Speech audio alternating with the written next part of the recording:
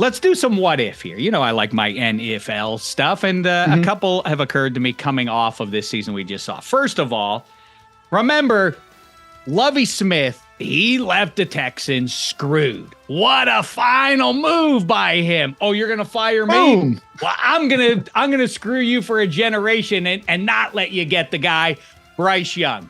What if that play doesn't happen? They draft Bryce Young, right? The Texans take you. I think so, yeah.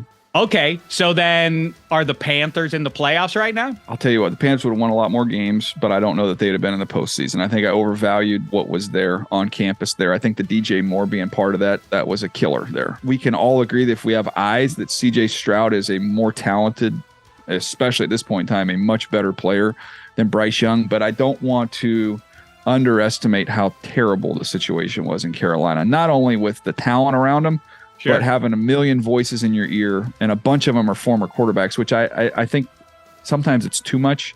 I think you'd want to have one strong voice, and I probably said some of this along the way. Hey, this is great. They are these former quarterbacks, all this wisdom to pour into them. Well, guess what? You get 5 former quarterbacks in a room. That's 5 different opinions on how your footwork should look. To me, it just drowned him a little bit. So I think CJ Stroud's better. I think if CJ Stroud had gone to them with that pick in Carolina, they'd be better off.